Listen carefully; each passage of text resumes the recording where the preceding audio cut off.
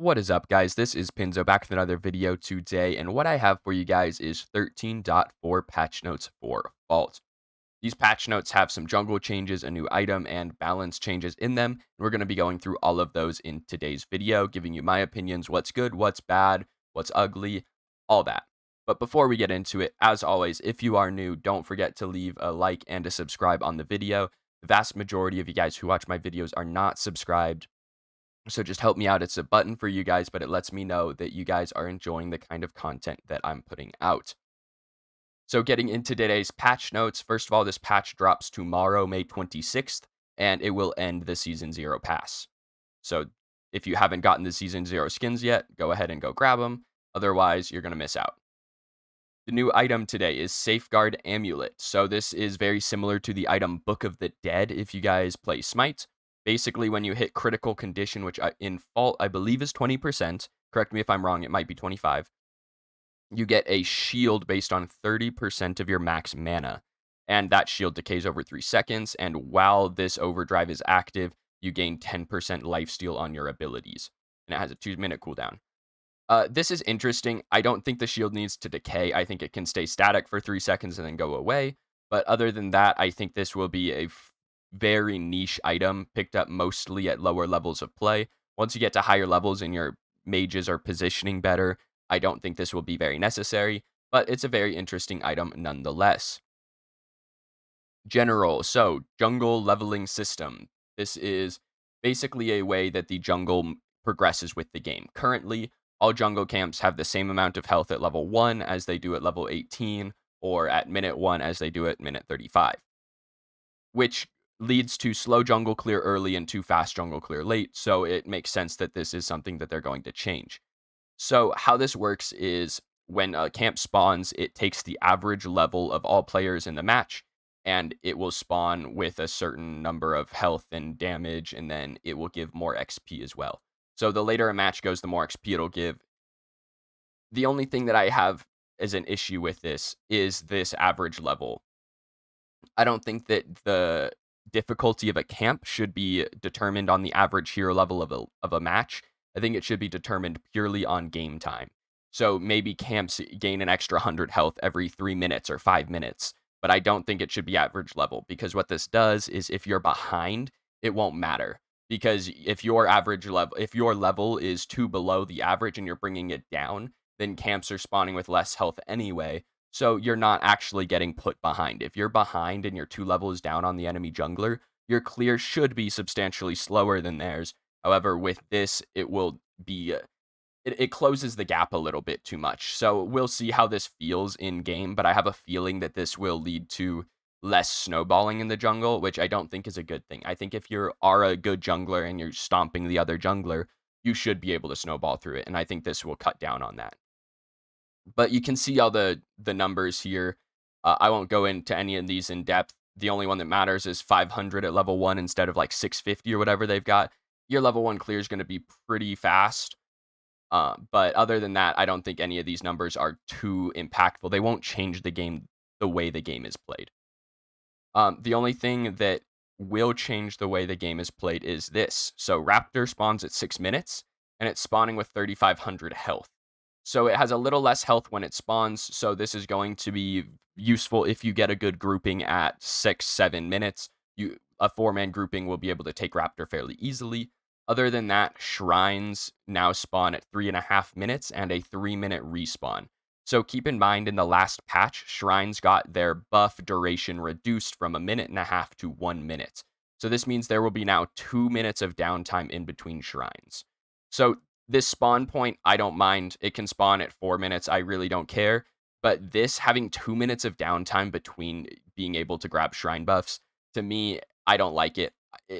Even having 1.5 minutes downtime in between shrines, it just feels like they're not really doing anything, right? You're only going to have a shrine for a third of the game, which means you're only going to fight over shrines for the first 10 minutes, which means there's only going to be max 3 fights. Well, I guess if they spawn at 3:30, there's going to be 2 fights over shrines for the entire early game. So it just feels a little slow to me. I feel like if they keep this at 2.5 minutes or even 2 minutes, then you feel like you have something to fight over at the middle of the map instead of just farming. So we'll see. I don't like this too much, but we'll see how it plays out. Optimization, I'm kinda gonna skip over lots of this. Other than this one, Blood Tracker. Yeah, Blood Tracker hitting people that just died was super annoying. So basically, if someone just died when you use Blood Tracker, it would hit them and then it would be useless. So your 2-minute cooldown went to waste. Other than that, none of these are super impactful. None of these bug changes fix a whole lot. This one's pretty big. I didn't think this was a bug. Basically, Bellica's stun got stopped on Steel's wall, which I figured was an intended interaction. It's kind of a projectile. I know it's on the ground and it's a line, but it's kind of a projectile.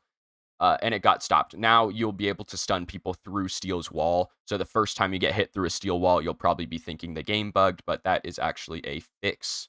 Other than that, this one, so now we're getting into balance. Blue buff CDR going from 10 to 15. This is just to compensate for the change to how cooldown reduction works.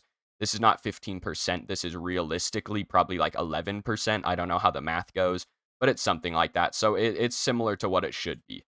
Getting into heroes, we have Boris. Boris got nerfed into the ground last patch, and they're going to try and bring him back this patch.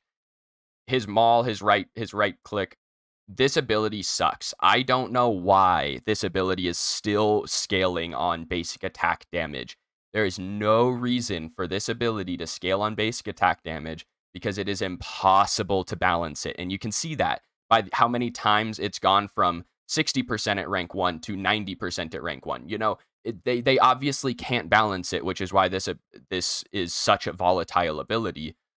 If this had a base number and then a physical power scaling, it'd be 10 times easier to balance. If this ability hits for 100 per hit at rank 1, plus 50% of your, or plus, 35% of your physical power per hit, so it'd be 200 plus 70% of your physical power at rank 1, and then it scales up to hitting for uh 200 per hit, and then same scaling. It just makes it easier to balance. This is really hard to balance. I think this will be in a slightly better spot, but this ability overall will always be useless early game and always be okay late game. No matter how they do it, as long as it's basic attack damage, useless early, good late.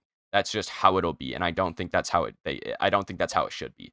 I think they just need to change it to base damage. Moving on to Gadget. Gadget's getting another movement speed increase after she got one last patch. So after this, I would expect to see Gadget in basically every game. She's going to be really good after these changes.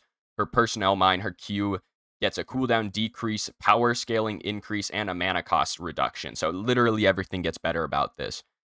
This 110% energy scaling on this on an 8-second cooldown.